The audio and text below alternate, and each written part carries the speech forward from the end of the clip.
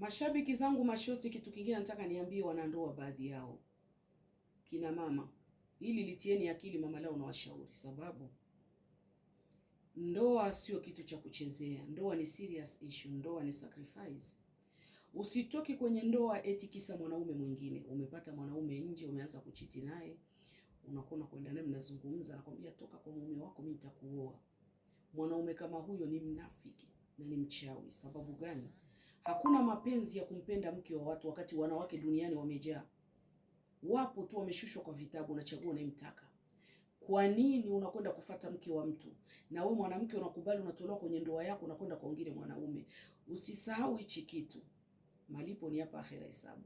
Huyo mwanaume anayekupeleka atakufikisha kwake kweli, utakaa. Wakati wa sababu kuna wakati wa mazoea. Wakati wa mazoea atakwambia wewe ni malaya, kwanza nilikutoa kwenye nyumba yako, nikaja kutoa kesho, na mwingine atakuja atakutoa hapa, atakupeleka. Mwanamke mwenye akili, kama una akili, usifanye mistake. Usitoki kwa mume wako tikisa ungine mwanaume huyu ananipenda sana, ananyesha mapenzi sana, ananipa hela sana, ananifanyia hiki sana, ananipendezesha sana. Huyu ndo mwanaume, acha nikimbie nizue visa kwa mume wangu, na wengine wanaomba hata talaka kwa force bila sababu. Aende kwa wengine mwanaume, mjue finali ni mwisho wa ubaya ni aibu. Huyo mwanaume kesho atakuwa ndo matusi ya kukutukana.